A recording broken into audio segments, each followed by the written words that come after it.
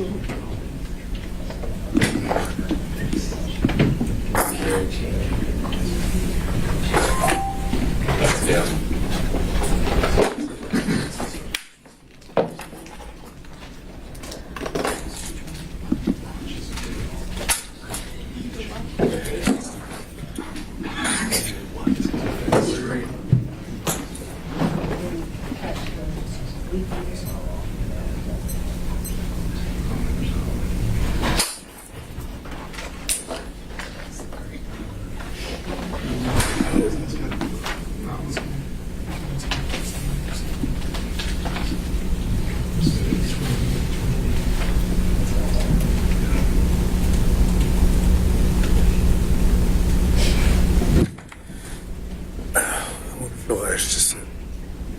I wonder if he'll just probably will if he asks.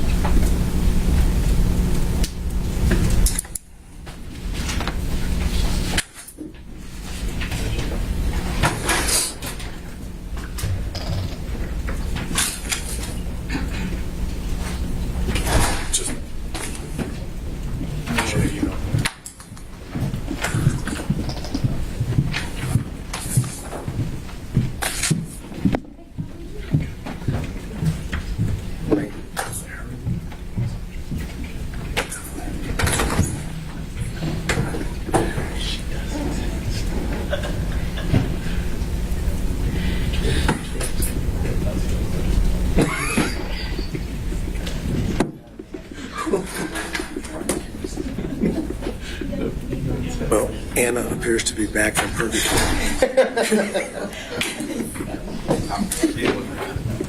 We're glad you're here. So you could just take all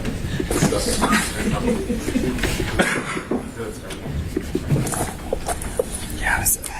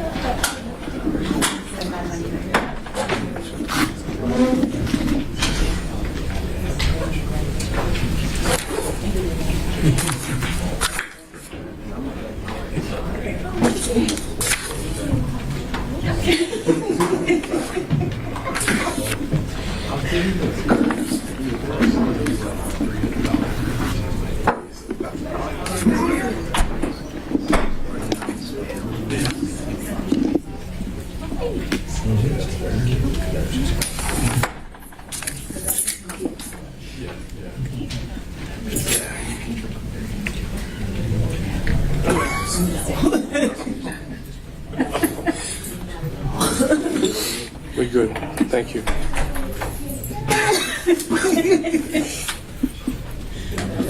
How are you doing today?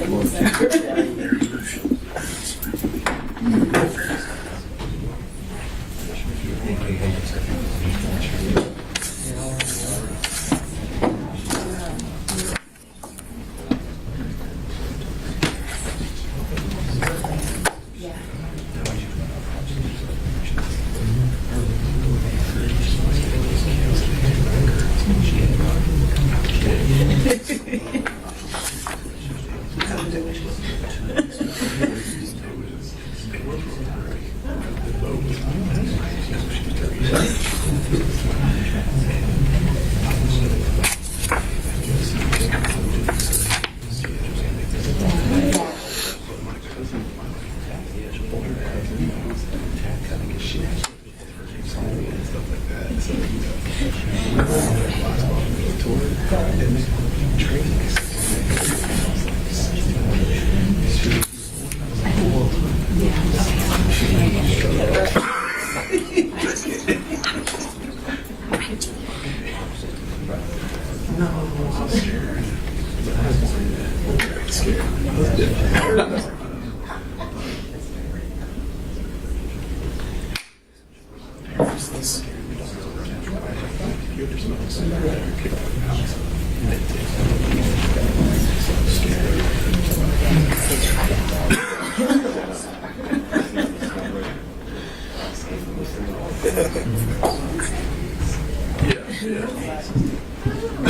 understand that everybody else be having four.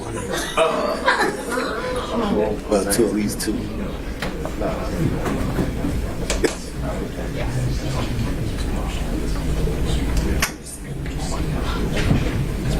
they come pick through the interview. They pick through the pictures anyway, like the photos.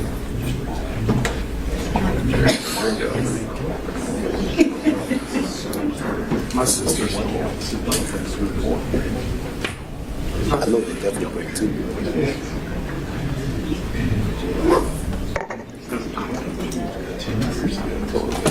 Grab way bigger than that.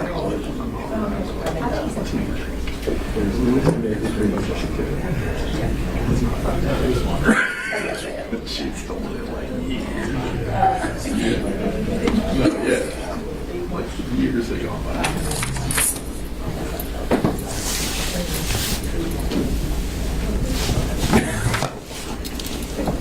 I'll get the cell phone tape back. Cell phone always wanted down here.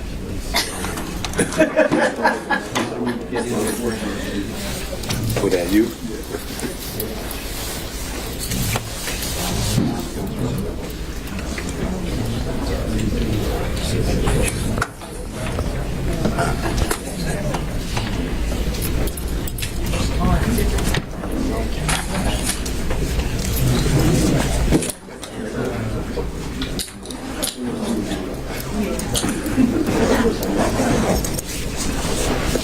I think you're doing all right, man. You look good. You lost weight and everything.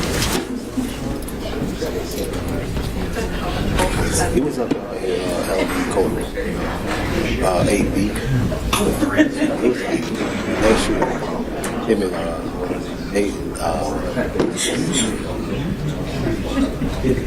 he's pretty tall, man.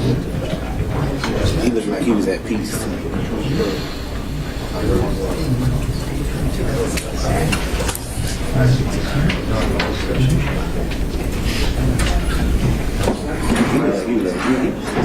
He was at peace. He really getting old.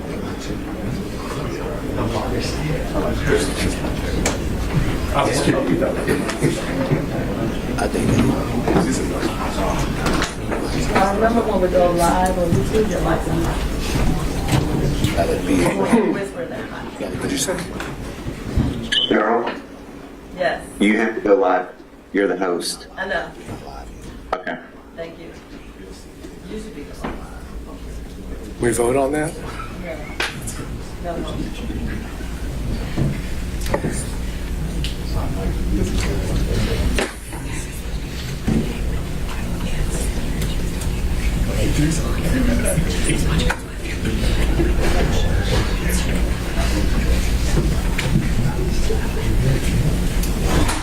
Made a couple of changes to the name changes. Angles. Those are saved on.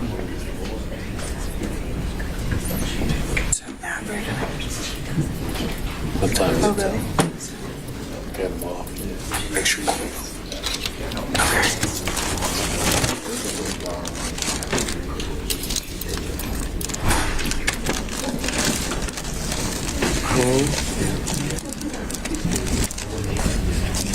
I'll tell you later. What, do you have it from here? I don't know who to let in the meeting. Liz needs to be co-host. We have it.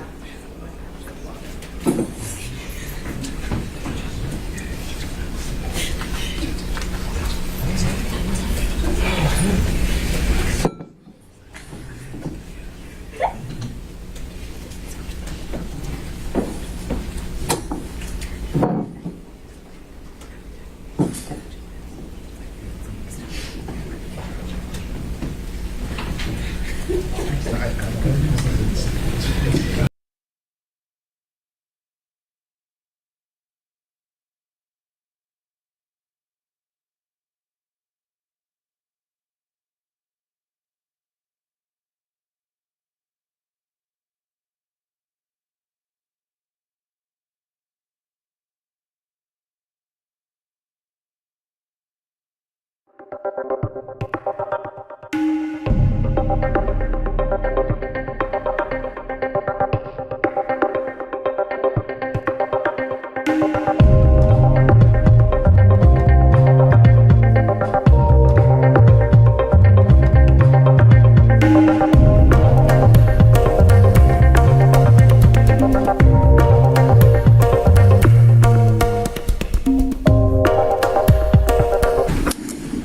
morning, Your Honor.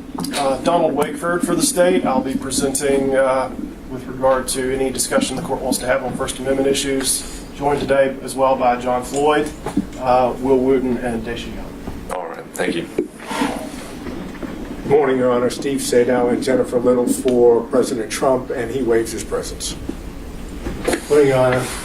Craig Gillen, Anthony Lake for David Shafer, and Mr. Shafer waives his presence. All right, thank you, Mr. Gillen. So we had a follow-up from our December hearing on focusing on the First Amendment grounds. As I took it, the focus of that was more kind of on maybe perhaps the procedural posture of how the analysis should be applied. But if you want to get back into the merits a little bit, you can feel free, Mr. Sadow. But the floor is yours. Your Honor, may I remain seated and speak into the mic? That's fine. Thank you. I think the first thing the court has to address is whether or not a First Amendment constitutional as-applied challenge is ripe for pretrial consideration. Being candid with the court, if the court says it's not ripe, then making the rest of the argument is probably not the right time. On the other hand, we have already argued under Hall, and there's been other cases cited, that as long as we agree to, for purposes of the motion, the facts, not other allegations, but the facts, it is ripe. So I almost pause it back to the court whether or not we're in that posture. And we can do a little quick ping pong here if we need to, just so we know kind of what the guardrails are. So I take a closer look at Hall, and I think there's a follow-up case. I think it was Boyer, maybe Bayer, I forget what it was called. And certainly they're going right at it as an as-applied challenge.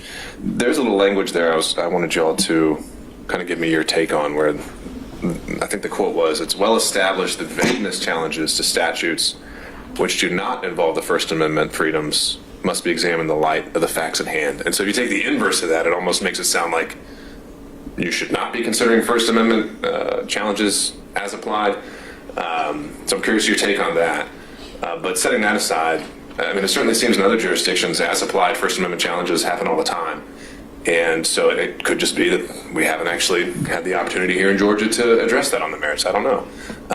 But what also seemed clear, even reading Hall, is that if we're in making an as-applied challenge, we're within the confines of the indictment, because unlike Hall, the state hasn't said, here are some additional facts that we're willing to stipulate to or concede to or anything like that. Any and all of that, any reactions?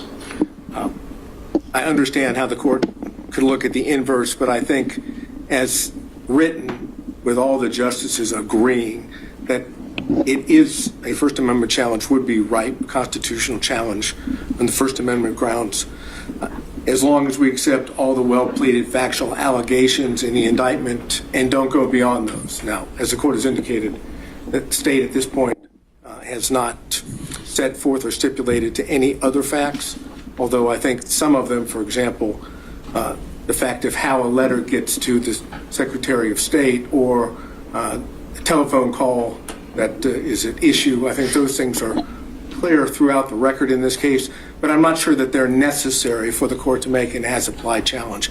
And as such, I think we can be limited to the well-pleaded facts, both in the RICO count 1, as well as the other counts in the indictment. Well, let's just start there. Mr. Wakeford, any reactions kind of to some of those things I brought up in Mr. Sadow's response? Will it annoy the court if I actually come to You can stand wherever you'd like. Okay. I think we got to start with Hall, Your Honor, and I'm glad you pointed to that language because that was going to be the first thing I wanted to address today. Hall descends from a case called National Dairy, which the language in Hall says, in cases like this, we're confined, we look at the charge conduct. That's what we look to. And Hall, of course, they looked outside of the charging instrument to these other facts. Yeah, so it seems like that's not going to be an issue here because the state's not saying, here's our entire theory of the case. So what stops us from doing an as-applied First Amendment challenge just based on the indictment itself? That's a limited one. And you kind of have a leg up since you get to put whatever you want in the indictment generally. Well, and that's kind of the thing, is that when you look at the post-hearing brief from the defendant, and you actually look at footnote 2, he's not actually asking the court to look at the well-pleaded allegations in the indictment. He's actually asking the court to read out certain words, all of which have to do with intent. So footnote 2 on page 2, he says if it says something's unlawfully or knowingly or willfully done, that's not a factual allegation the court should consider.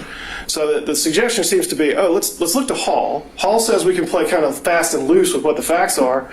And in this case, what we want the court to do is read out certain language from the indictment, actually not consider it. Okay, Just look at let's say we don't get to that further step and we are just getting over that threshold, even if there was no footnote 2. Any position at this point on can we make an as-applied First Amendment analysis of this? So it's true in federal courts. It's kind of all over the place. Some courts explicitly stay away from it, and other courts go into it. We know that in this defendant's case in D.C., actually Judge Chutkan explicitly went forward and made an analysis based on the allegations in the indictment there. But not every court does, and some federal courts stay away from it for a very specific reason, which is that there are still factual allegations which have to be settled by a fact finder for a jury. And the reason... Looking at all the cases that you found, ones that didn't do it, I know generally they're going to say we don't have the record, we don't have the facts, but were there any that explicitly said, even though I could just look solely at the indictment, I'm still not going to do an as-applied challenge? Well, I think that's how we get to a case here in Georgia, and it's a case Your Honor cited back in October when you explicitly ruled, we're not going to get into this. That was the 11th Circuit case, though, wasn't it? You're talking about? I'm talking about the major case, which is the Georgia case. The major case is where they say, okay, this is a pretrial, as applied First Amendment challenge, but essentially what this boils down to is an argument about intent. That's what the defendant's really talking about. And when you look at what the defendant wants to argue about here today, it's just saying, well, I was just a guy saying things. I was just advocating. I was just speaking my mind. And so all of this is protected, and therefore the entire thing has to go away. That is a question. I think that's your strongest argument on if we're in the analysis of the as-applied challenge. I'm still just trying to get over and really understand the procedural element of it. Well, and that's what Major says, is that because that intent question has yet to be answered, and the jury is the person who is the entity that answers that question, it's premature to consider this. You can't say that the First Amendment has been applied or that the as-applied challenge can succeed at this stage because there's still questions that have to be answered. But Major, I think it was like an overbreadth on terroristic threats, right? It begins with overbreadth, but then it moves into an as-applied challenge. That's the last part of the Major. Did they actually say premature, or did they just say denied? They say that they cannot say that it's unconstitutional under the First Amendment as applied to the defendant in that scenario because there are still intent questions. Does that actually maybe suggest then that they did do an as-applied challenge? It's just very hard for a defendant to win that because all you have is the indictment.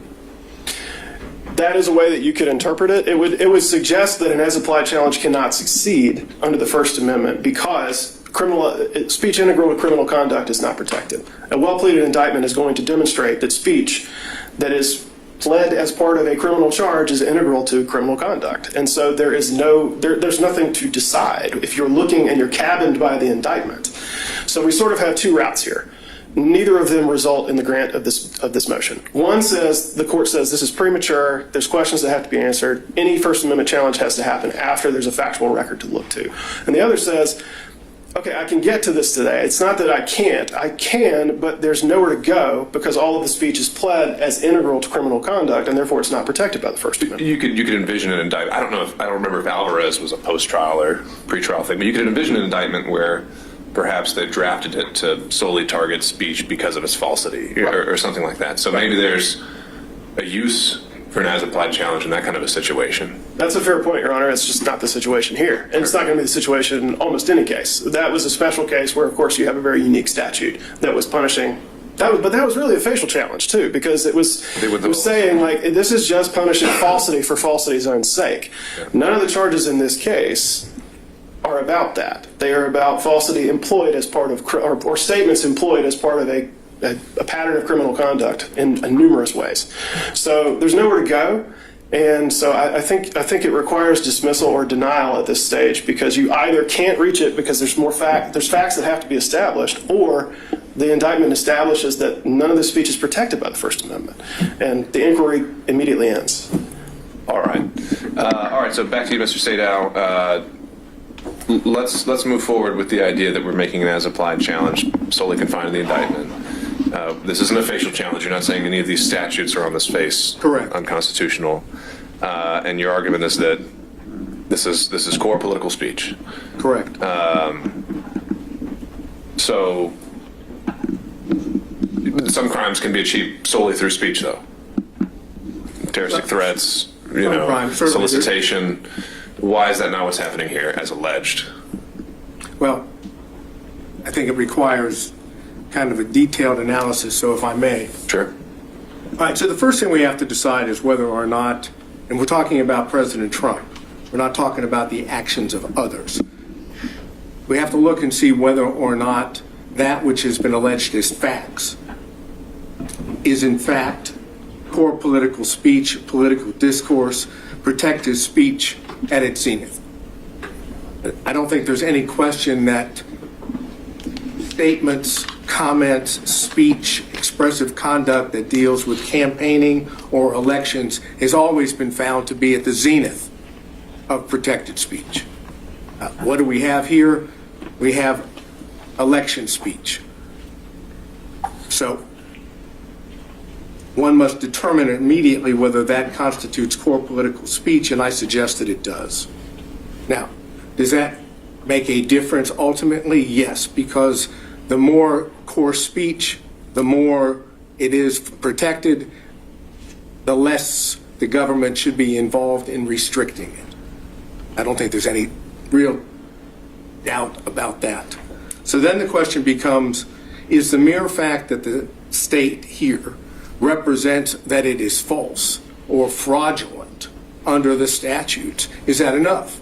Now, from what I just heard, I think the state's position would be yes. All we have to do is say it's false, it's integral to criminal conduct, it's fraud, and therefore it can't be unconstitutional as applied. I don't believe that that's what the law says.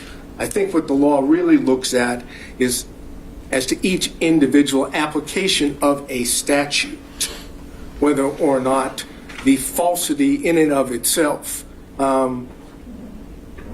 alone is sufficient. And I think the case law indicates that that's not so, particularly, and I don't need to go back through in detail everything that Alvarez said, but I think Alvarez is important because even when you talk in terms of, and I'll start with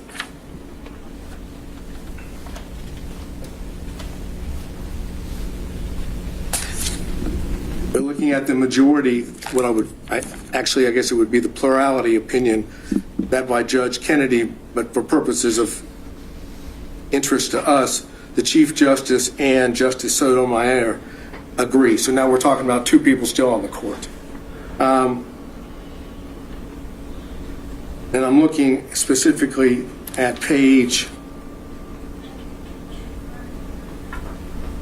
723, in which the court goes on to say, were the court to hold that the interest in truthful discourse alone is sufficient to sustain a ban on speech, absent any evidence that the speech would be used to gain a material advantage, it would give government a broad censorial power unprecedented in this court's cases or in our constitutional tradition. So that's the beginning part of plurality, saying the way to attack false speech or false political speech or core speech is with truth, which is precisely what was going on. We're talking about this time period without getting outside the indictment. You're talking about at the same time the allegations are being made factual allegations in the indictment, you have others that are fighting that off. The government's position would be with state's position with truth. Moving beyond Alvarez, that part of it,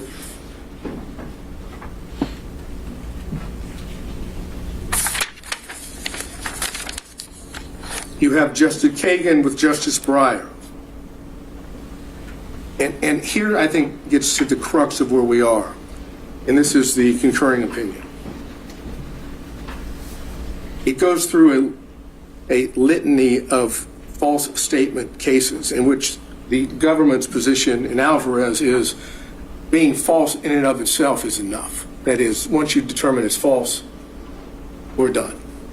But that's not what the concurrent says, and that's not what the dissent says. The concurrent says, basically, that these judicial statements cannot be read to mean no protection at all. False factual statements can serve useful human objectives, for example, in social contexts where they may prevent embarrassment, in public contexts where they may stop or panic in the face of danger, and even in technical, philosophical, and scientific contexts where, as Socrates' method suggests, examination of a false statement, even if made deliberately to mislead, can promote a form of thought that ultimately helps realize the truth.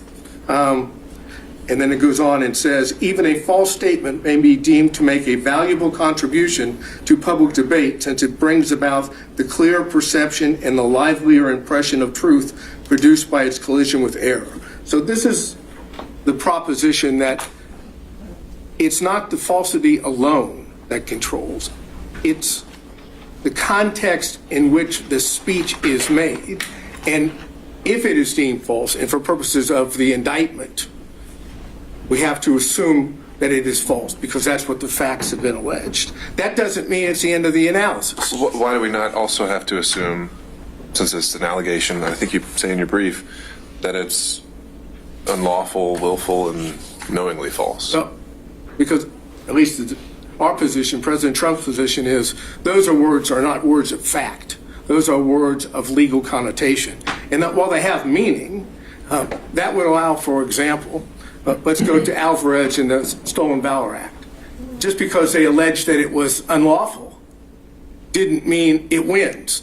That is, it doesn't mean that the government wins. But that's because they decided that wasn't a crime at all. I mean, that was a facial challenge where they said this statute, even if you violated it, violates the First Amendment. You've said that the RICO statute, you can violate it and not, it's not a, right? So we put legal conclusions in indictments all the time. I think that's going to be part of Mr. Shafer's argument in just a minute. I mean, you said a moment ago, just because the state pleads it, you don't think that's enough in an as-applied challenge, and I'm trying to figure out as to statements such as legal conclusions are unlawful and so forth. Now, if there had been, I guess, if the allegations had been broader, maybe we wouldn't be at that crossroads. But those aren't facts. The facts, as I've outlined or we've outlined in our brief, you take the overt acts, you look at those overt acts, and then those. At the same time, and then look at the substantive offenses or conspiracy offenses in the rest of the body of the indictment. Words like unlawful don't change that. At least that's our position. So now we're talking in terms, going back to Alvarez and the concurring opinion, you're talking in terms of falsity alone is not enough. There are situations, contexts which override just the falsity alone. And that, again, the political discourse, the political speech. The more significant it is to certain issues, clearly being President of the United States at the time, dealing with elections and campaigning, calling into question whether what had occurred, at least in the election of 2020 for president, that's the height of political speech. And then you go even to the dissent, which I think is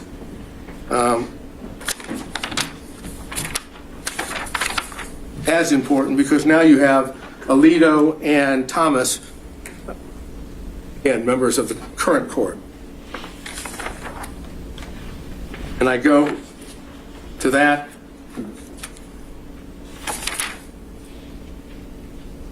What I believe starts at page 751 And it says,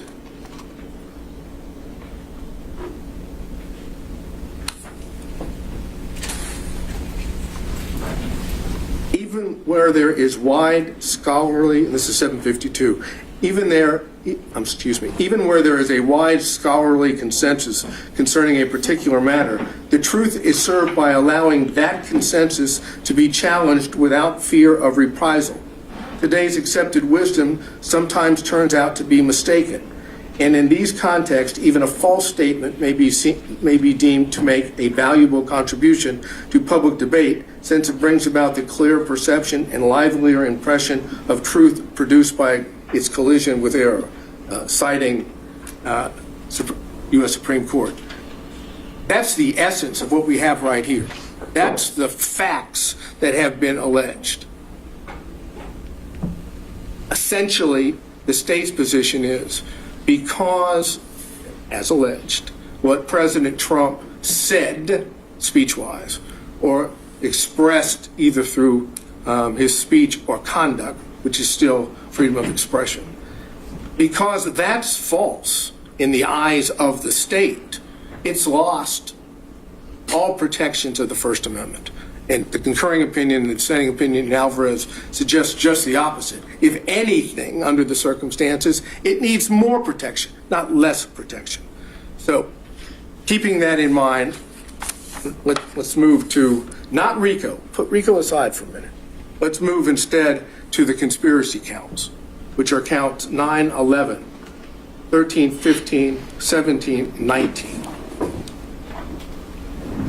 Basically, what the state's position is on that,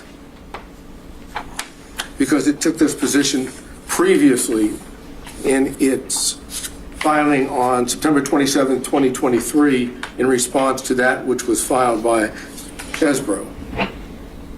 And I'm aware, of course, of the court's order that dealt with Chesbrough, and it didn't deal with the as-applied. So I'm dealing... And more so in that one, as I go back and look at it, there was a much more kind of concerted effort to bring in facts outside of the indictment, right? They started talking about, well, there was a transcript at the meeting, there was this, so it didn't really seem to be a true as-applied challenge, right? But as the court noted in its order, at that point it didn't determine that it was ripe for a pretrial challenge. So I'm taking what Chesbrough, what the state said, as it applies now, because it says in that brief that it was both as to facial and as applied challenges.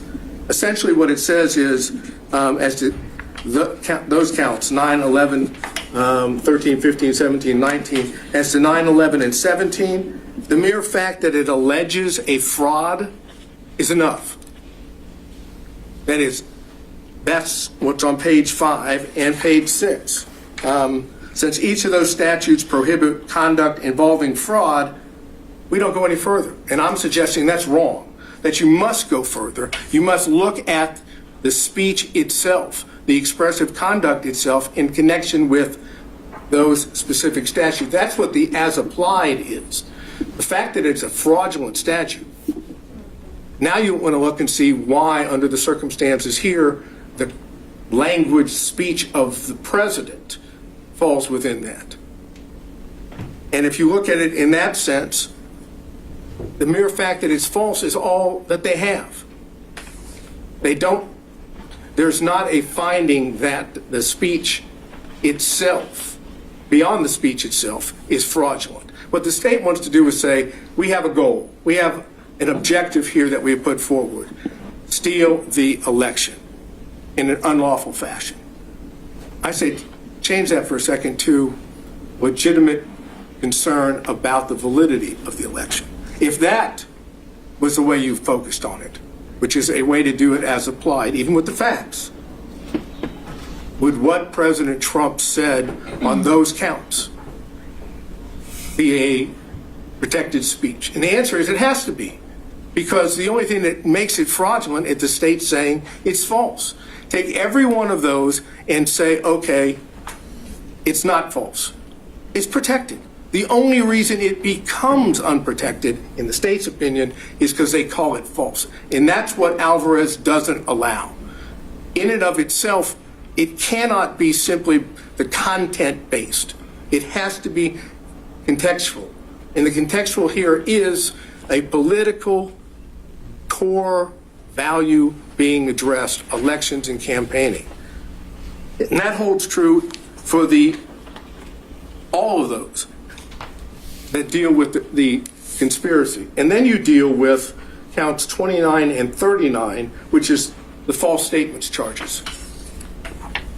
Now, it is clear that the Supreme Court would find that a statement made under 1001, 18 U.S.C. 1001, would constitute the appropriate, let's say, abridgment or non-protected conduct or speech.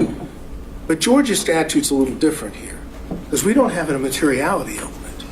It's the mere fact of falsity, which violates, according to Georgia law, counts 29 and 39. You don't have to do anything else but make a false statement, even if it is political discourse, even if it is in the heightened context that I've suggested. If it's false, it's a violation of the law. And I'm saying, as applied to political speech, that can't be constitutional as applied. Remember, no materiality, simply the fact that he said it.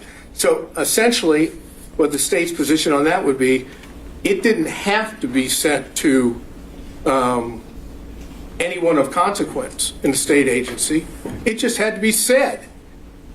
Indeed, if you look at, and the most probably best example is count 39, that's a letter written after the election in September of 2021 from President Trump to Secretary of State, in which it has, according to that, one statement, and that constitutes, according to the state, falsity, but it's clearly political speech, and it's clearly being related to the activities and the matters that of election and campaign, even after the fact. It's still related just to that.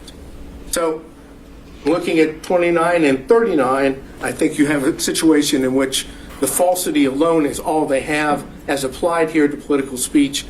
It is unconstitutional as applied under the First Amendment. And then finally, you have count 27. Quick question on that. Had you, I hadn't located one, had you found anyone ever attempted a facial challenge on 161020? Yeah, in fact, I don't remember the name of the case, but it has been upheld, even though there was references to the fact that maybe materiality should be part of it. That's got to be the Haley case. That's Yeah, right. That's right. So, Okay. yes, facially, yes. But Haley, of course, didn't go to the extent of trying to determine as applied in a particular context. And it's, again, I don't to repeat what I just said, but here we're talking about the heightened value of core political speech. And then with 27, we're talking about the filing of a false document. Again, the only thing there that involves President Trump is an attestation on the complaint. Now, all it refers to in the indictment is complaint. But again, we're talking about the act, the falsity, or the filing of a false document is the falsity in the document itself.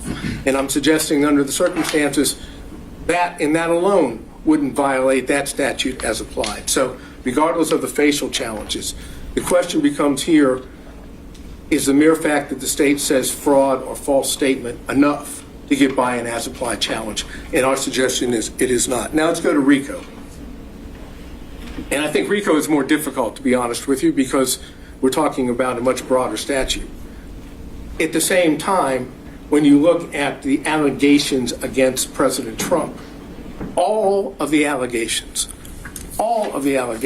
involved expressive conduct or speech. We have false statements alleged in overt acts, and again, all of which are political core value, political discourse. You have false statements in overt acts 1, 5, 7, 8, 17, 93, 97, 108, 113, 133, 135, and 157. Purely, the only allegations there are falsity. There's no allegation beyond the fact that those statements are made. And I'm suggesting that, again, heightened political speech has to be looked at differently. When it comes to tweets, which is, at least the way the state sets it forth, is also political speech, and here certainly by the then President of the United States, you have tweets in 22, 26, 27, 32, 75, 100, 101, 106, 114, 128, 138, and 139. So the majority of the overt acts involve false statements or tweets which are clearly political speech. How best to deal with that under the circumstances? To prosecute those under a broad RICO charge, supposedly with contesting an election by, I guess, illegitimate speech or expressive conduct? Or is the way that we are set up as a country is that the First Amendment plays through this by others, by those that are complaining that it's false, proving it's false, bringing forth the truth. That's the essence of what Alvarez has said. That's the essence of what a case called Brown versus Hartledge, which is cited in Alvarez. It's 456 U.S. 45 at 61, a 1982 decision. All of those speak in terms of when you're dealing with that speech, that political speech, you're best to deal with it through the pushing forth a counter view of truth, not prosecuting the speech maker or the person that is articulating his political views. Here we've done just the opposite. We have decided that because those views were unpopular and in state's opinion false, we must prosecute them to stop them from happening again, which is, again, the essence of why it's unconstitutional as applied, because that's not what the law says. Finally, the rest of the overt acts, either telephone calls or meetings or requests, no false statements. They're just acts, expressive acts. And they're in there as well. Those are political acts. And for the court's benefit, because I know there's a lot of overt acts, those are 9, 14, 19, 28, 30, 31, 40, 42, 43, 44, 90, 95, 112. What was in the old indictment is 123, paragraph number 2 is now, I think, is 125. 130, 131, 140, and 156. There is nothing alleged factually against President Trump that is not political speech. So what this court has to decide is the state's position that fraud or false statements under these circumstances, which I suggest really is alone, is that enough to get it by an as-applied challenge? Our position is it's not. Is there another way to look at this? They're going to argue at the same time that it's integral to criminal conduct. But it's the speech that's being punished. That is the criminal conduct. If it's not the criminal conduct, there would never be an indictment for the RICO against President Trump or any of these other counts. Take out the political speech, no criminal charges. Political speech disagreed with, basis for all charges. I think that is the best way for me to sum up where our position is. All right. Thank you, Mr. Sadow. All right, Mr. Wakeford or Mr. Floyd, if there are any points that you wanted to address or respond to. I'll start you off with this. It certainly seems that the primary case driving Mr. Sadow's argument would be Alvarez, and because that's a fractured kind of plurality opinion, I'm wondering if you have any thoughts on just how much that can drive this. And I know the state back in December was also citing Alvarez as the primary case. I wonder if that's even the best one for your arguments. I think to address the first, elephant in this courtroom is that a Judge Chotkin in D.C. has evaluated all of these arguments under Supreme Court precedent already.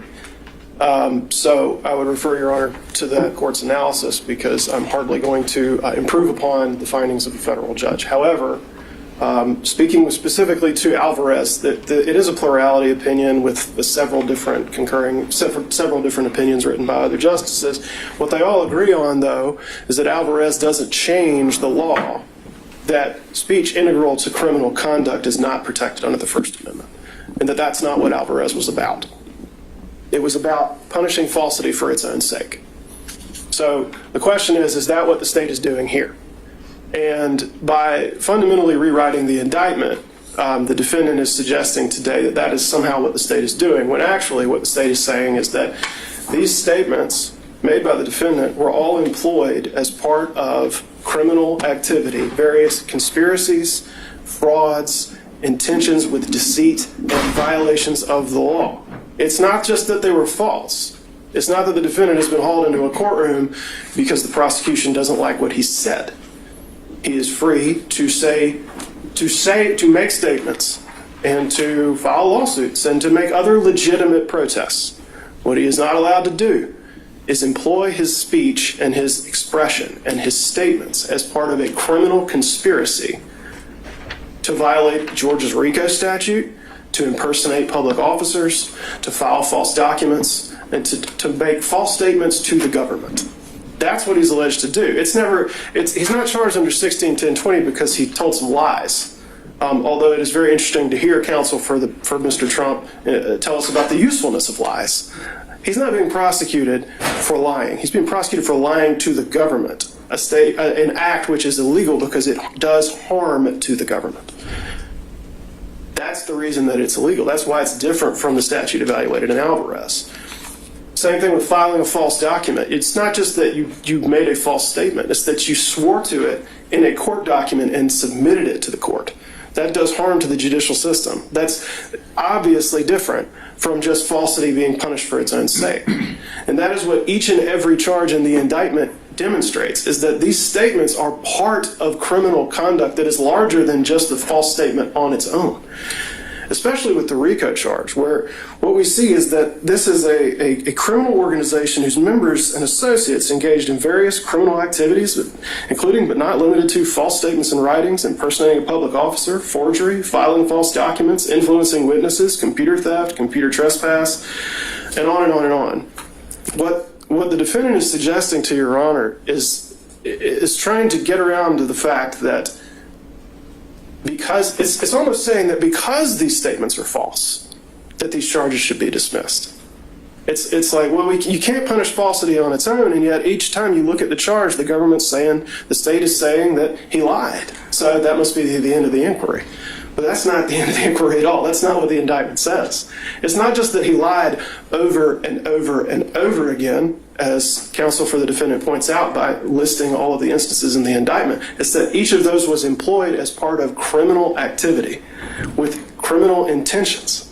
And we finally get to a place where where I knew we would end up, which is saying, I believe Your Honor was requested to think about it as not as lies, but as legitimate concern about election issues. Well, that sounds like a trial argument to me. But this is why I began by talking about intent with Your Honor, because I knew we were going to end up in this exact place where he said, sure, you can look at them as lies because they weren't true, or you could think this is just well-intentioned concerns from an American citizen speaking his mind. And that, of course, would probably be a pretty good argument to put before a jury, and I expect we will see it, but it's not a basis for dismissing the indictment. The whole question of intent is no doubt going to be brought up. It can only be determined by a jury.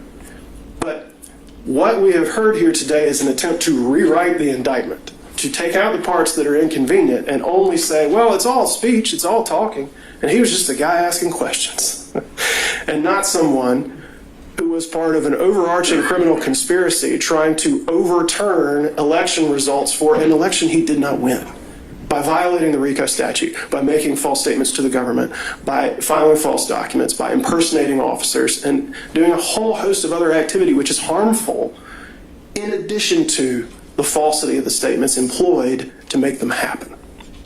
So I think there's been a suggestion that Your Honor can sort of reframe what you're looking at, but Alvarez does nothing to shift the basis that the court should stand upon when evaluating the indictment.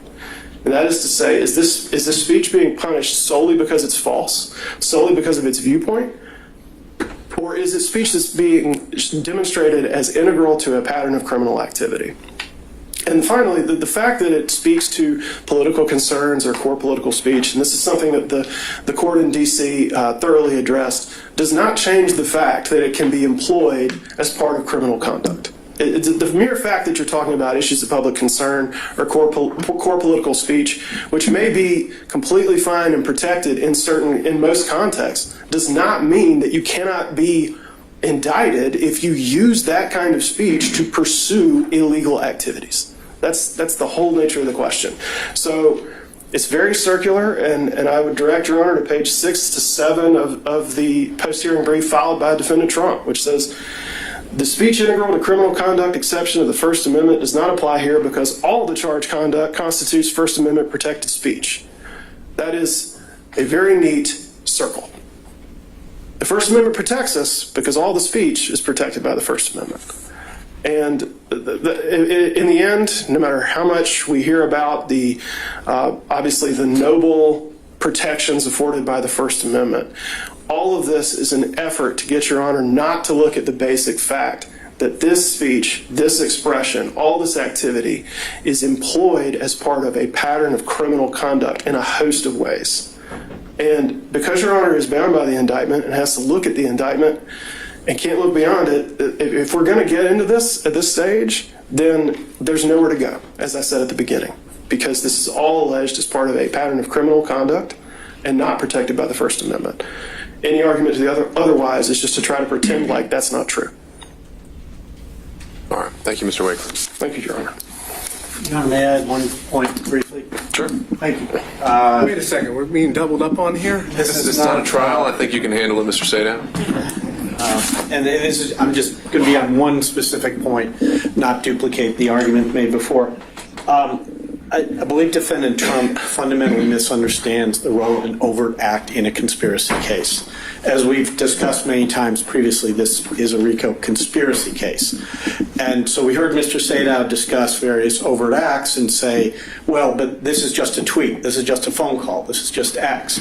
The unspoken, underlying, and incorrect premise then is that every overt act must be a crime. As we've discussed a number of times, and as the state has set forth extensively in multiple briefs, that's not true. The purpose of an overt act is to show that the conspiracy is in operation. It is not a separate crime. It doesn't have to satisfy the elements. It doesn't have to be pled with that level of detail, as Your Honor acknowledged in an order I think that's all of 2 weeks old.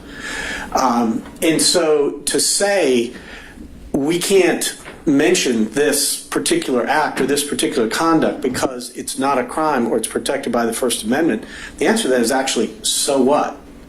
Because it could be legal conduct, it could be First Amendment protected conduct that also shows there's a conspiracy in operation.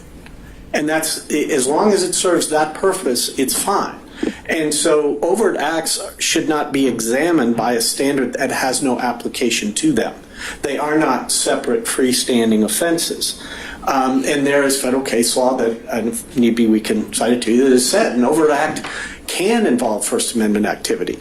Its purpose is not to be something that is separately charged here, separately subject to a separate sentence. Its purpose is to show that there is a conspiracy and it's an operation. Georgia RICO requires one overt act by any one defendant. So, of course, the RICO would stand if anything, any of the 161 overt acts alleged constituted an overt act. It would only take one. It doesn't take any by Mr. Trump. But the point is, we have an abundance of them by Mr. Trump, and for purposes of the RICO statute and the manner in which it functions, it doesn't matter whether that's First Amendment conduct or not. I mean, my colleague has fully explained why much of this conduct is not shielded under any circumstance by the First Amendment, and I don't mean to contradict that in any respect. But it's important not to lose sight of the function the overt act plays, the role it plays in a conspiracy case here, because it is not the role being suggested by Defendant Trump. All right. Thank you, Mr. Floyd. All right, Mr. Sadow, I'll give you a couple minutes. Final word. Thank you, sir. If I heard Mr. Floyd just said, that if everything President Trump said was assumed true and included in the RICO indictment, and therefore now we're talking about true political speech, not alleged false, he could still be prosecuted for the violation of RICO. But the overt acts as alleged, let's say even the overt acts ran afoul of the First Amendment. He's saying that wouldn't be fatal to count one. Because at that point, if There could be some other thing they prove that's not alleged as an overt act, okay, that may as I understand it. as I understood it as well. But what I'm suggesting is, if all of the overt acts are nothing more than core political speech or expressive conduct, and nothing else is alleged which is not protected by the First Amendment, then you have an insufficient basis for which he has been indicted, because he's being indicted for First Amendment speech and not for unprotected speech. And therefore, the statement that was made about if it were true, we could still use it as an overt act, suggests that they could prosecute true speech, which is what we're trying to get to here. It's the nature of the speech, the political speech, the heightened value of such, which gets this situation different than others, and the fact that it comes from then President of the United States. Going back to what was said in addition by the state, what the state claims is criminal here is lying to the government. That's what it said. That's the exact reason why in several of the Supreme Court cases, it's been found to be protected speech, because it deals with the government, and falsity in sense of communication with or to the government is best dealt with through true speech, not through prosecutions, because prosecutions chill speech. And when it comes to political core speech, what you don't want is chilled. Fortunately, I have a co-counsel that's able to pull things up and help me inform the court until the computer shuts down.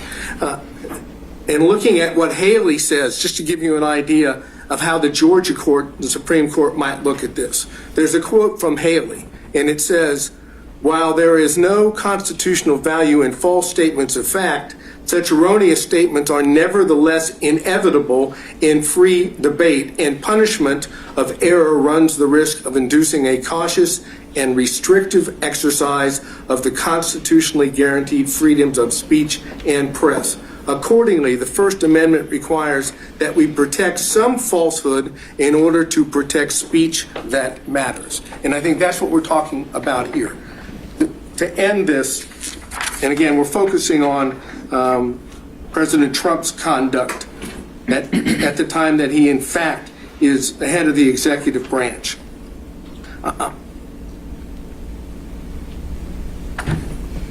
There is references to this in Brown v. Hartledge, and I cited that earlier. A well-publicized yet bogus complaint on election eve raises the concerns that you may have some impact that would affect an election. But the preferred First Amendment remedy of more speech, not enforced silence, has special force. Underlying our dependence upon more speech is the presupposition the right conclusions are more likely to be gathered out of a multitude of tongues than through any kind of authoritative selection. To many, this is and always will be folly, but we have staked upon it all. And for speech concerning public affairs is more than self-expression, it is the essence of self-government. And that comes from Garrison v. Louisiana, which is cited also in Alvarez. Bottom line here is this. But for protected First Amendment speech, President Trump would not be charged in RICO or the other counts. Take out the protected speech, and you don't have an underlying basis for which to charge him. And since that violates the Constitution as applied to the charges here and his speech here and his position here, this is ripe for a constitutional challenge. One step further. if it's not ripe now and we get into intent, when does the court determine that? Do you determine that after we have a trial? I think it would be the directed verdict stage. Well, right? would it? That's a sufficiency of evidence. With all inferences, yeah, in favor of the state. That's a whole question. I mean, do we go through the whole trial? God forbid there should be a conviction, and then we go back to try and determine as applied? I'm suggesting the reason it's right now, and the reason why we don't even get to a trial, is because it's unconstitutional to force an accused, be it the President of the United States, former President, or anyone else, to stand trial on protected speech. And I think that's what Alvarez and the progeny previous to that and after say. All right. Thank you, Mr. Stadow. All right. Mr. Gillen, do you need a minute before we dive in, or can we get started? No, we're ready to go. Okay. So just teeing this one up. I know there's a good bit of your motion that goes back into a lot of ground I think we covered at the December hearing. Well, let me start off with some good news for the court. I'm happy to hear it. See the smile already on the court's All right, face. wow. Cautiously Our general and specific demur, a great deal of that does go into the areas of RICO that the court has not only ruled on but heard other arguments. Well, I haven't ruled on it yet, but it was just we talked about continuity. We talked about in October the 17th ruling addresses some of the issues that were addressed. So I'm not going to replow that ground. That the court has heard, aware of the government's position.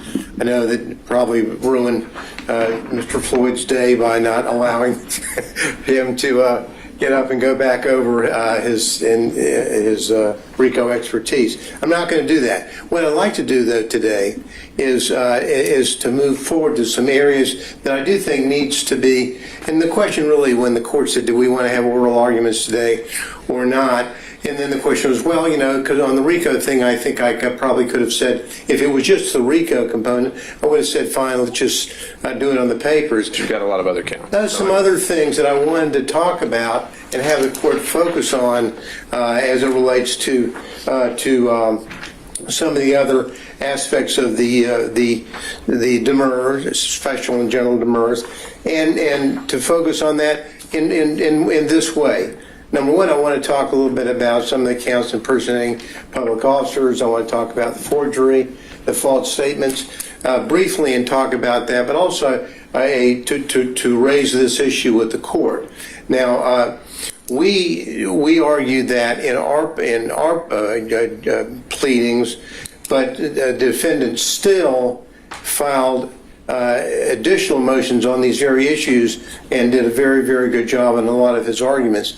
We know that the court granted the stay for defendant Still because he's of the state legislature, and thus, had that not happened, Mr. Beaver would be here with me talking about these issues. I think that the Still pleading addressed a lot of the issues that were raised in the response by the state, and so with the forgiveness, hopefully, of my dear friend Mr. Beaver, I'm going to mention some of the things that they mentioned, but I would hope on behalf of defendant Still, the court may listen to what I say, but also prior to ruling on these particular issues might afford defendant Still the opportunity to have his own oral argument day so that he could more fully address these issues, and I would appreciate that on his behalf.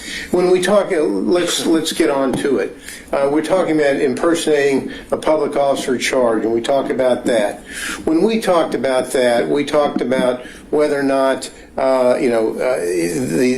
charge. Definition of public officer, right? Impersonating a public officer charge, count 8. We say that's subject to dismissal.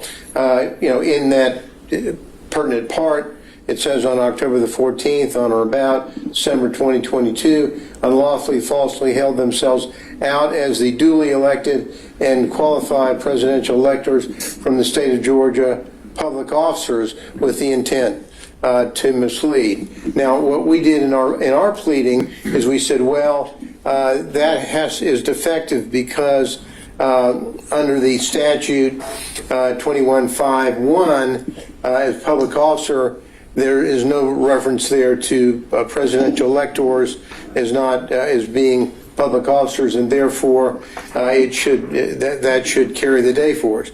The state's response says, well, not so fast, Mr. Gillen.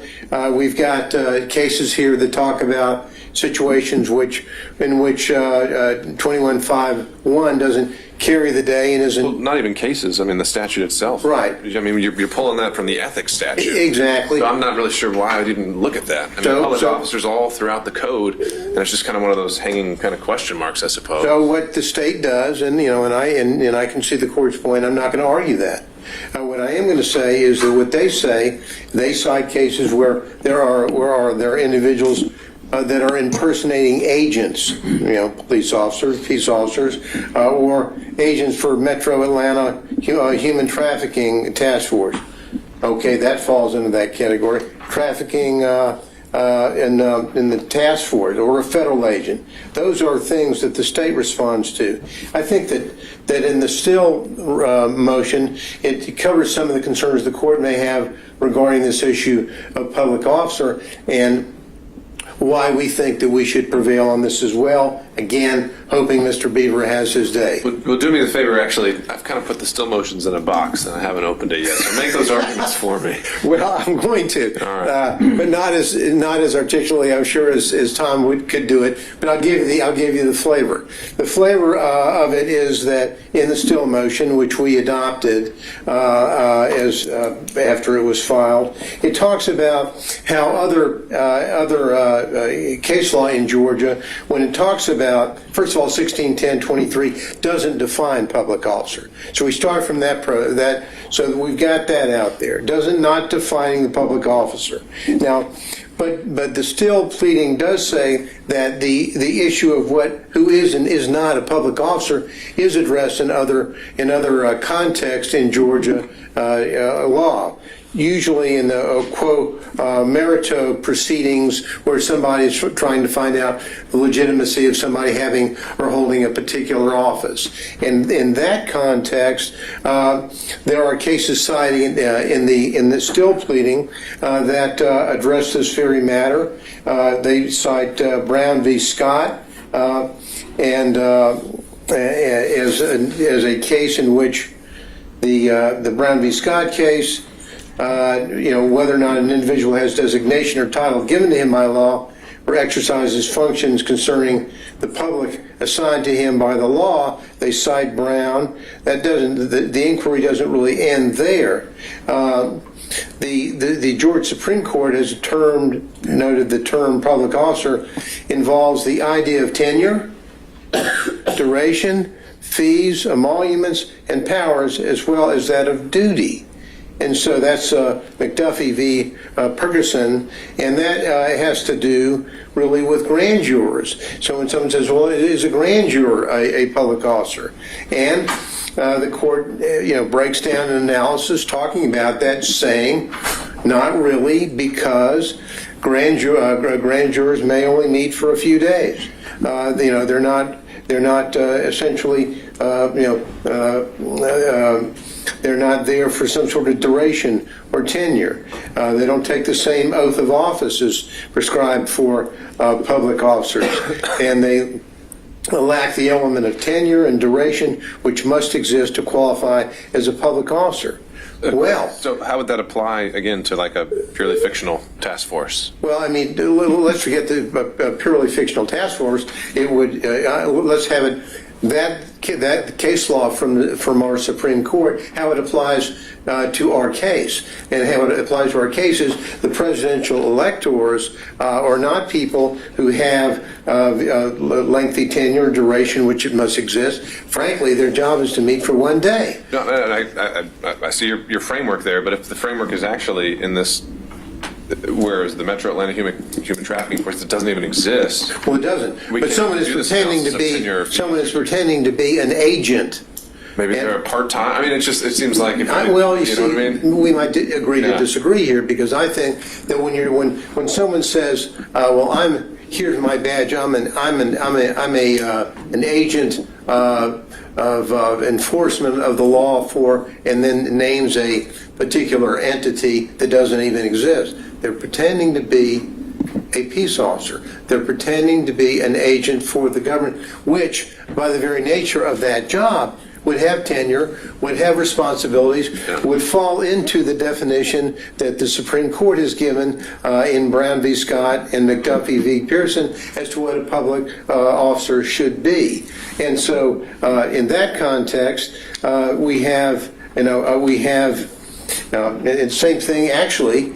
It popped up again on the issue of in Morris v. Peters, another case, Supreme Court case dealing with whether or not someone is a public officer. That had to do with a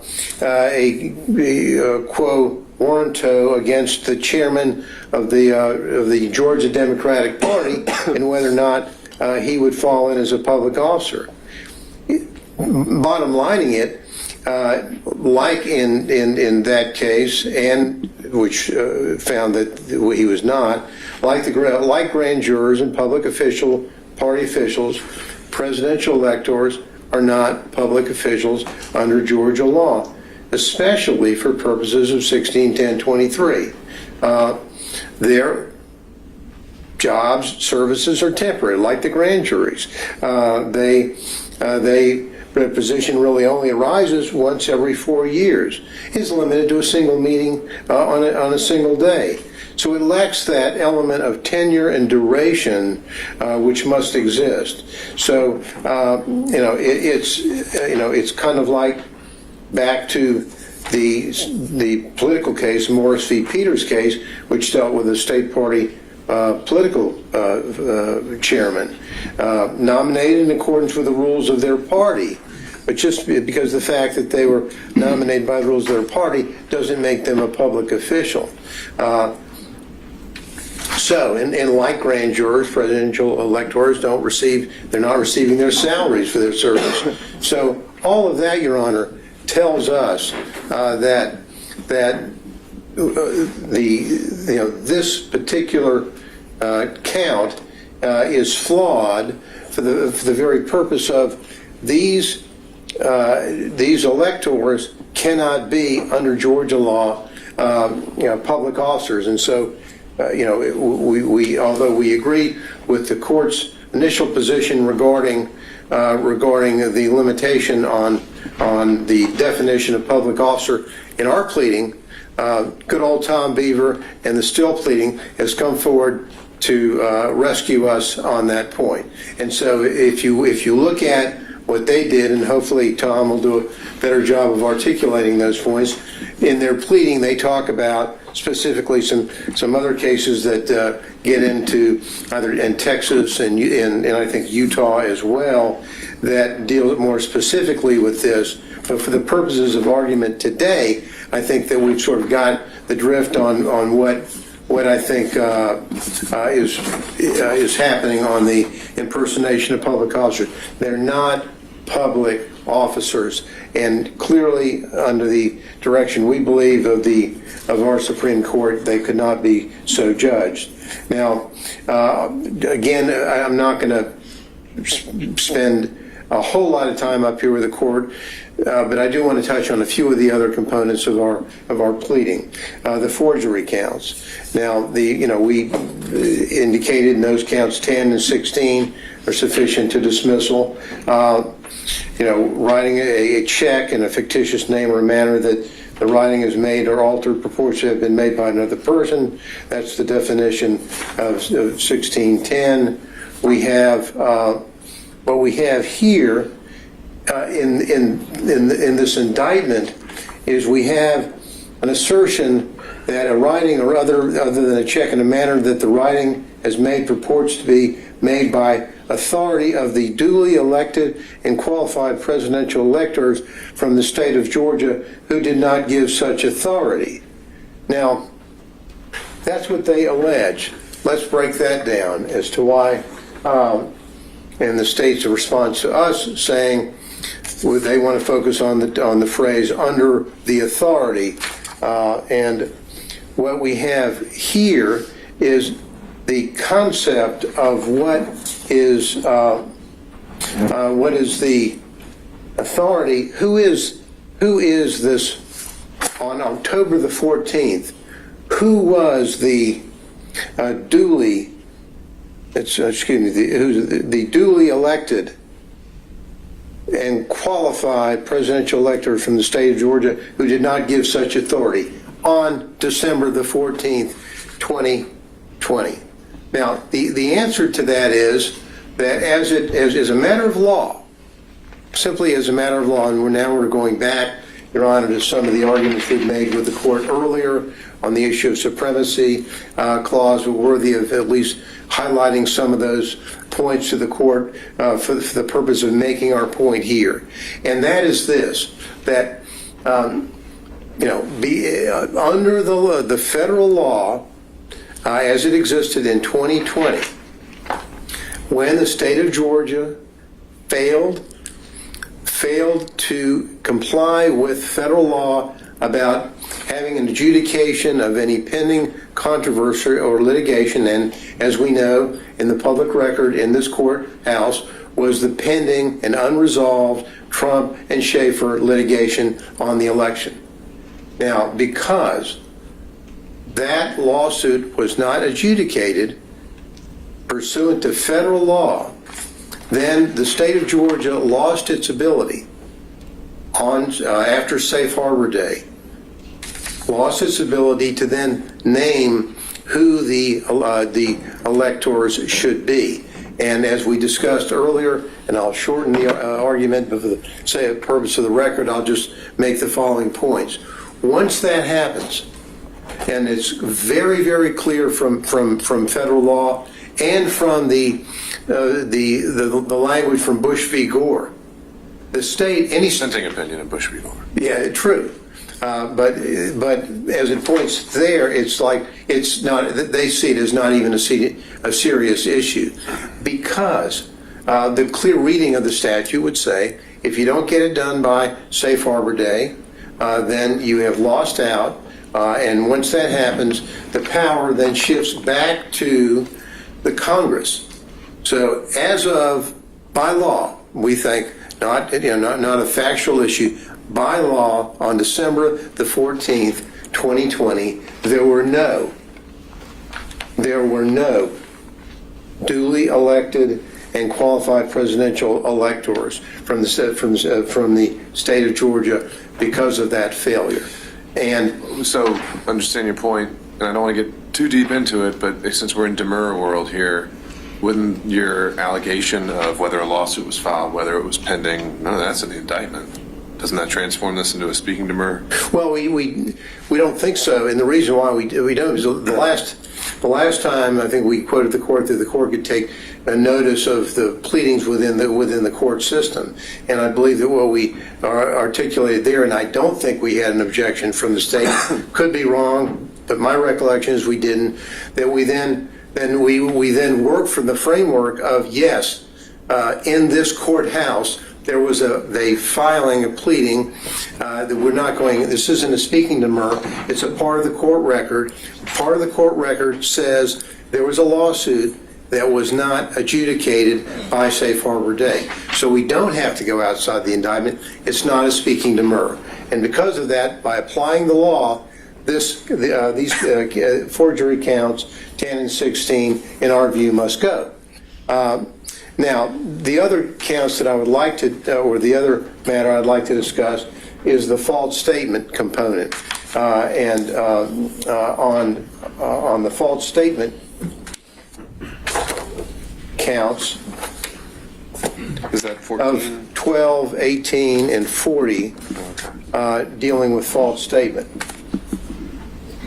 Now, here, the issue here dealing with a false statement, for example, is when they're asserting that there was a document that was sent within the jurisdiction of the Office of the Georgia Secretary of State and the Office of the Governor of Georgia, departments and agencies of the government. Now, we've got two arguments to that. Number one, and again, back to Haley. Haley talks about this issue, and when Haley talks about it, the key thing is whether or not there was agency with the key phrase, with authority to act on it. Now, there are two flaws, the fatal flaws the state has as it relates to this issue concerning Haley v. State and on the issue concerning the safe harbor. One, as we mentioned, at that time, there was nothing for the state of Georgia to act upon. They merely received the information. It was merely a sort of a ministerial act, if you would. But even more fatal to their argument is the second argument that I made a moment ago, which I won't repeat other than referencing it. The failure to act by safe harbor date renders any activity on behalf of the state of Georgia, be it the governor or the Secretary of State, renders that gone. Because now it's all gone back up to Washington, to Congress to deal with that. And the government and the state can't now say, or at any time say, well, we're saying that the Democratic nominees or the Democratic representatives for the electors, they ultimately became the duly elected. You don't do that. You don't parachute back into what happened on December the 14th. The world as we know it on December the 14th, there were neither Democrat or Republicans that were duly elected under federal law. And so, given that, we believe that the false statement counts should go. Thank you, Your Honor. All right. Okay, any thoughts from the state in reaction? Mr. Wooten, this one's yours. Yes, Judge. Why don't we pick it up on that last point, because I know we've dived into some of this, not so much the safe harbor aspect of it in that argument, but the idea that the governor's office and the Secretary of State's office just didn't have jurisdiction. I know you've said that that's an issue of fact that needs to be proven, but isn't that also something that could be shown by as a matter of law potentially? And I know you don't agree it is, and so you can cover all that. Sure. I don't agree that it's a matter of law. It is an issue of fact. And we've briefed this extensively and argued this before. We believe that even if it's not an issue of fact, even if the court were to consider it as a matter of law, we've given ample reasons why under statute all of these entities have jurisdiction over many of the crimes that are alleged in the indictment, many of the topics all of the topics where we've alleged that some of these defendants have made false statements regarding. So I do maintain that I believe that it's an issue of fact for the jury to decide that we have to put up that evidence. We have to ask the GBI officers, what is your duty? What is your authority? What can you investigate? We have to ask the Secretary of State individuals while they're on the stand, what are your duties? What is your job? What do you do? Why are these things relevant? Why are these material to areas where you have jurisdiction to do something? What is your ability to act on these things? I think all of that has to come out at trial. And so as it relates to that argument, I think it's way premature. And anything that again, I always go back to the standard for what is a demurrer, right? Right. But what I'm saying, just if there was a statute that explicitly, said that they didn't have jurisdiction, remind me, what is it that you're saying, just as a matter of law as a parent, that provides the governor authority over this after the safe harbor date? Judge, I don't have the indictment in front of me, so I'd need to know specifically what statement. I think this is in regard to the certificates or the paperwork where if an elector doesn't show up on election day or on December 14th, that the governor has to ratify a replacement of that person. I think there were some documents that were delivered by Mr. Shafer and his co-conspirators to the governor's office, trying to get the governor to do that. That's provided by statute that the governor's the one that has to ratify a replacement. So statutorily, he absolutely has the authority to act on that matter. Okay. All right. So, from the top, I think there was a lot of time spent on definition of public officer and some of the allegations raised in Mr. Still's briefing, which I think his motion deadline should be coming up soon. So if he's requesting argument, we'd have him in. Sure. But if you want to make any initial reactions, A well-prepared judge. All right. First, I want to I've made this statement in the past as it relates to Mr. Shafer, and I'll make it again, which is we have to address an elephant in the room. The elephant in the room is that Mr. Shafer is in the 11th Circuit right now demanding to be recognized as a federal officer. So what are we? I mean, are we saying that this position of elector is an officer or isn't? I think they need to make up their mind there.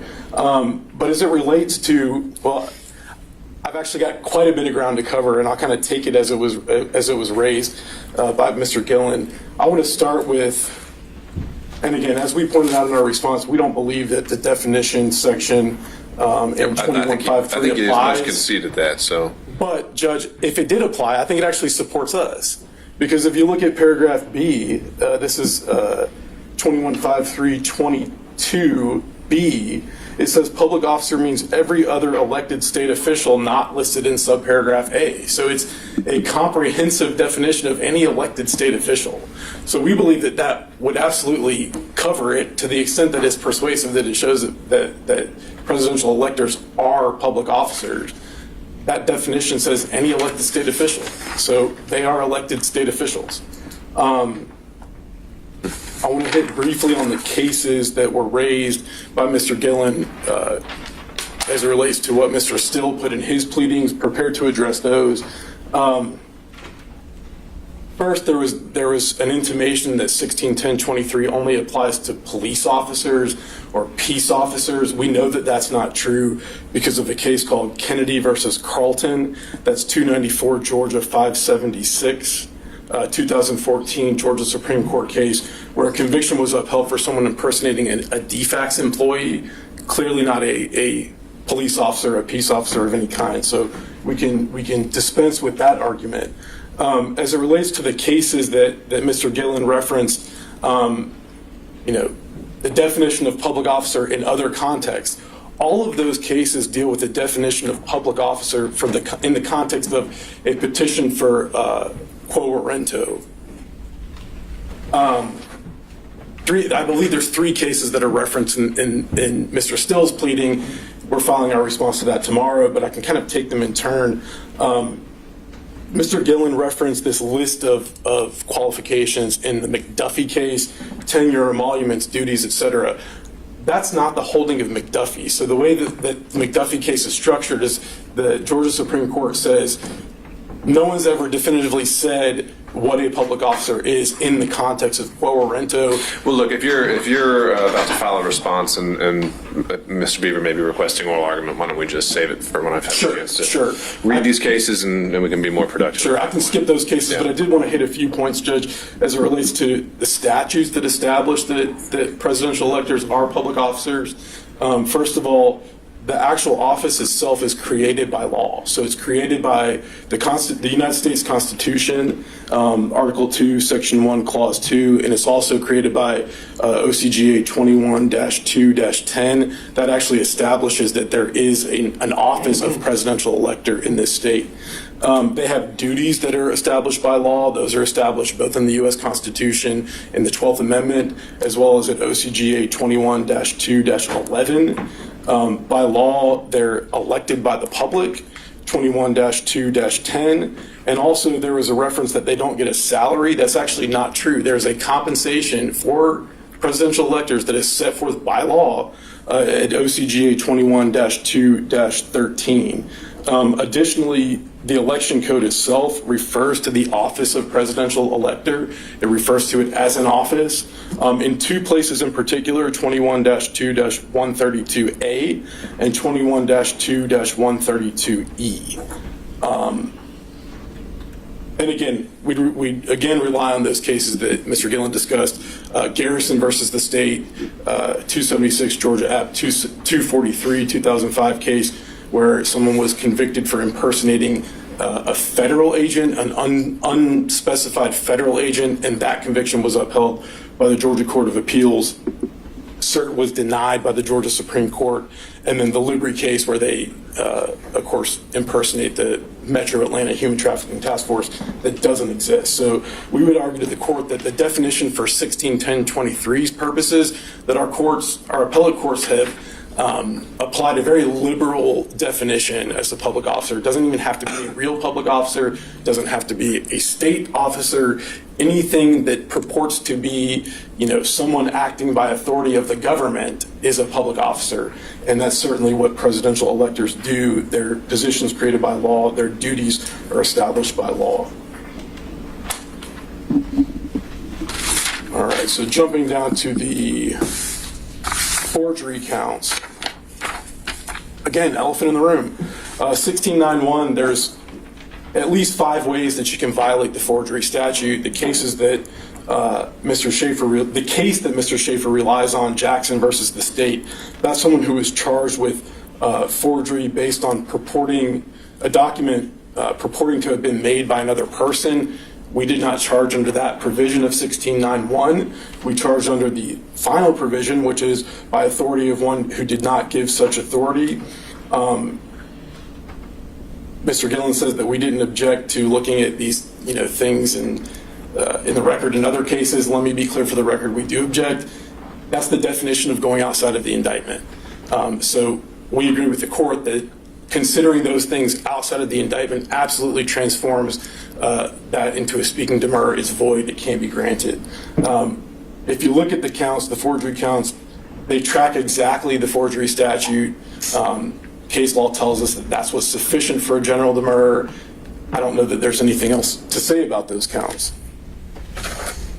As it relates to the false statements, again, addressed that at the very beginning, but I would point out that in Haley, where both the conviction was upheld and the indictment itself was approved of, the indictment said this on the false statements counts. It said that the defendant did knowingly and willfully make a false and fictitious statement and representation in a matter within the jurisdiction of the GBI, a governmental agency, by calling himself the Catch Me Killer and stating that he killed 16 people. It doesn't allege any of the things that Mr. Shafer says in his pleadings that have to be alleged. They don't have to be alleged. Like they've done in other motions, defendant here is trying to add elements to this offense that just don't exist, trying to add pleading requirements that don't exist. And Haley tells us the case itself directly quotes the indictment. That indictment alleges far less than what we allege in our indictment, and they said that the Georgia Supreme Court said that case is just fine. I don't think that Mr. Gillen addressed the filing false documents motion. I believe in the pleadings they state that those counts are flawed because they fail to allege that the filing of the false documents didn't succeed. Again, that's not a requirement in an attempt charge. And they also say that the counts don't say who actually attempted to place documents in a mailbox. The way that we've charged the count, we've charged all of those defendants individually and as persons concerned in the commission of a crime. And so it'll be for the jury to determine if all the defendants are liable for what one of their co-conspirators did. With that, I'll take any questions that the court might have. Thank you, Mr. Wood. Thank you. Okay, so Mr. Gillen, your last motion we had for today. I'm going to have 60 seconds for Sure, have at it. brief.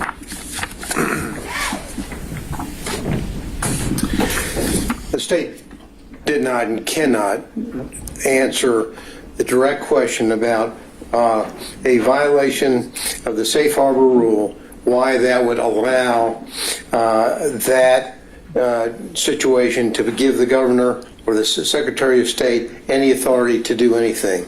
That it comes in under several of the arguments that we've made. I won't repeat it, but they simply, their argument is, let's put an agent up and ask the agent whether or not he had authority.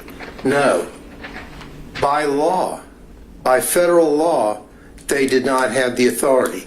It's not whether some GBI agent thinks that he can come in here and tell the jury, pay no attention to federal law, pay no attention to the dissenting opinion in Bush v. Gore, pay no attention to that, I'm a GBI agent, I say we can do it. That's wrong. They lose there because the law is very, very, very clear, and we can go back and we'll both the state and I know the Shafer team will go back to look at our argument that we made to the court.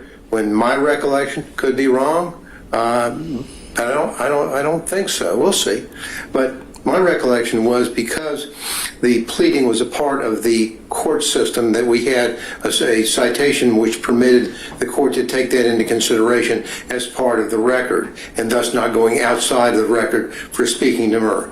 I could be wrong, but we'll get that to you quickly because that.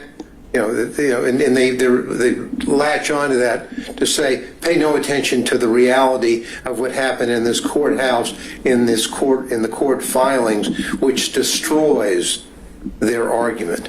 And so, with that, Your Honor, I'll sit down, and then I'll go back and get my other folder.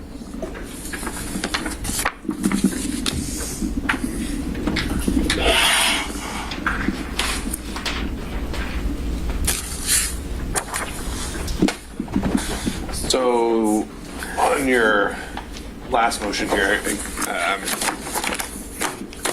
kind of as we were with the First Amendment issue, I think we need to figure out where we are procedurally.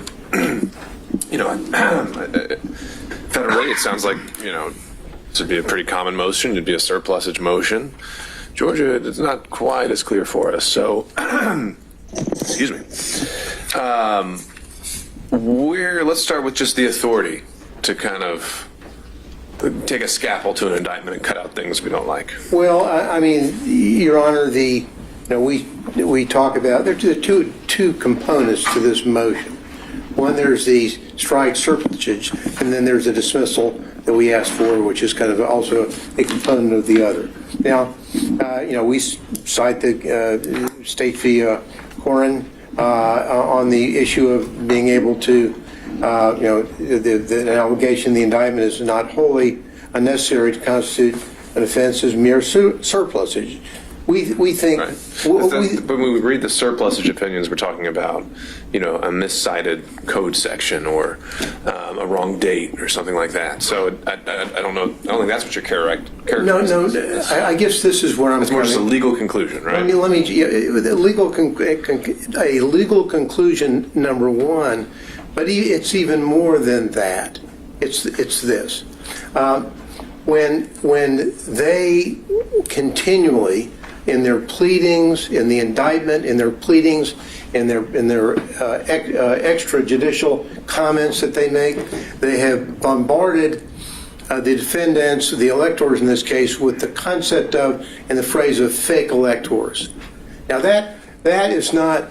That is a description, a conclusion, and a pejorative description. So it's a legal conclusion you very much disagree with. It's the core of your defense. I think it's not only a legal conclusion, but it's also something that should be stricken because it is just a pejorative statement. I'm saying. I can call you something really nasty in an indictment, and it doesn't necessarily have to be a legal conclusion about your violation of a particular law. And so that's what we have here. And we have this permeating this case. Well, I'm just trying to, again, based on what we've seen and is allowable in Georgia, let's just make it simpler. If in a murder indictment someone's alleged to have acted with malice aforethought, that's a legal conclusion. Well, that's right. And it's something the defendant may really have an issue with. But we don't strike it. We just go forward and we go to trial. Different world, different cases, not the point that I'm trying to make. What I'm trying to make is, and you put in malice aforethought because you put that in there to define the terms. Sure. What about this one? There's one I remember when we talk about nicknames and aliases. And I remember there's one in Georgia from the 90s. They put in an alias of Stomper.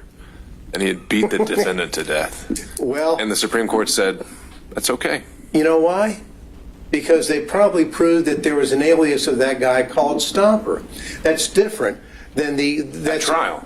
The state's saying we're going to prove that you're an unlawful elector. Well, no. In this indictment, what they have done in the indictment, it's not necessary if they want to, and we think it should be stricken, we think the count should be dismissed. We know that based upon the case law that we've cited. But in closing arguments, Lord forbid we ever get to closing arguments, hope we don't.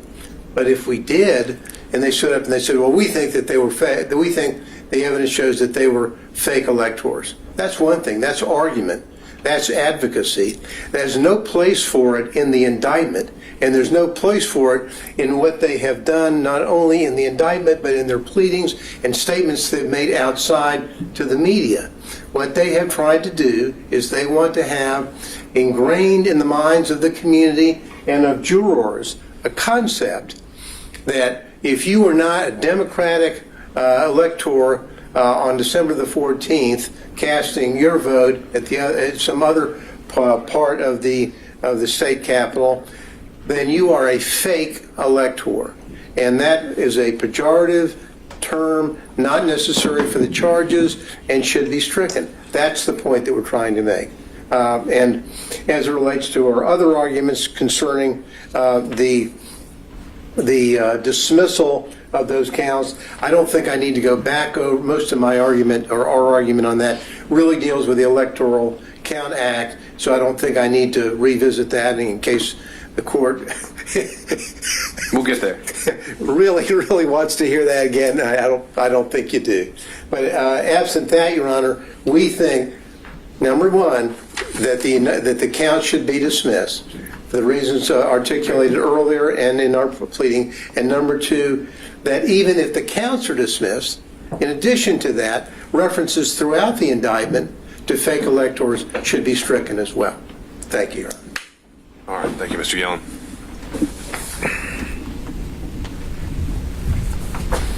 Judge, I'll be brief. Nowhere in this indictment is the phrase fake elector. It does not exist. Literally not in the indictment. So I'm not really sure what we're talking about, removing something from the indictment that's not there.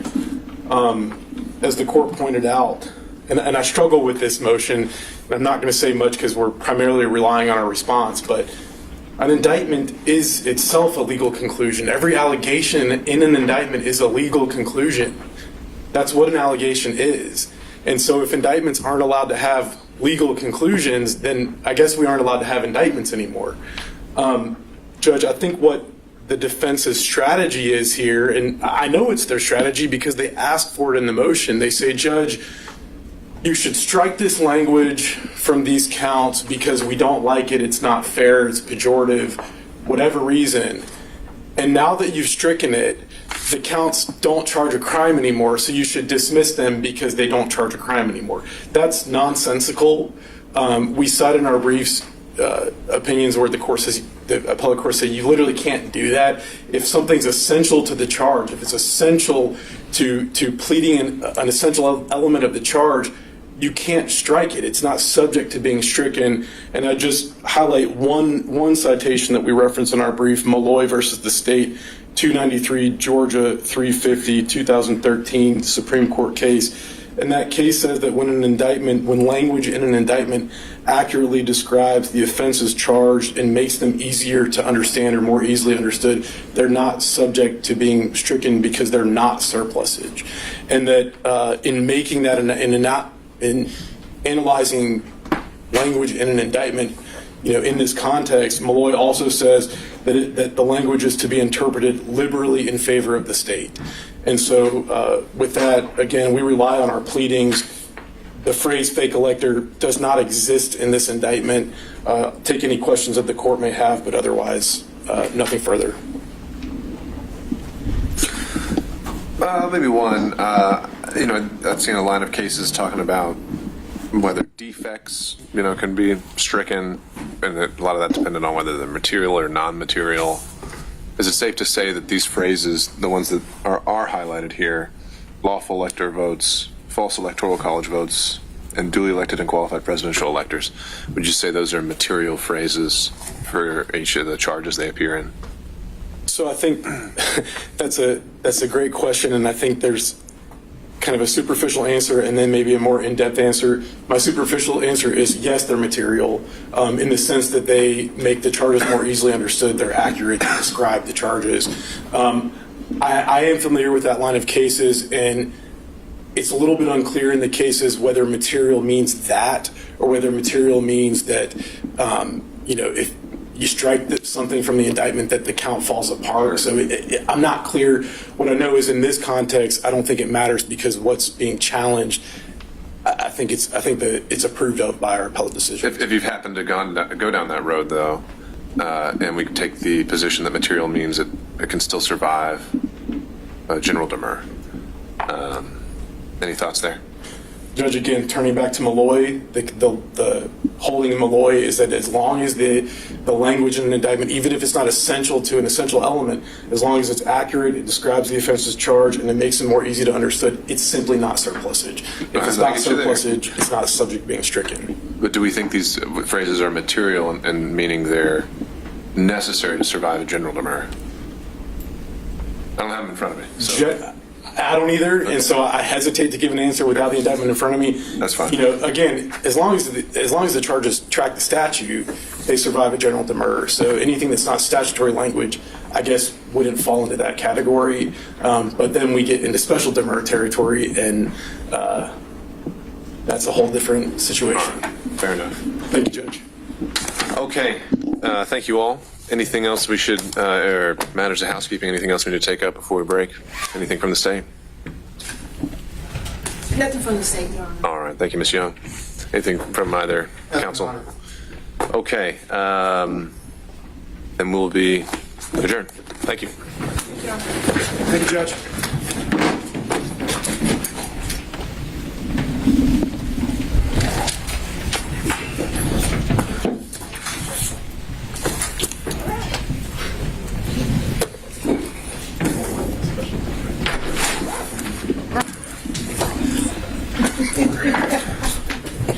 Play baseball.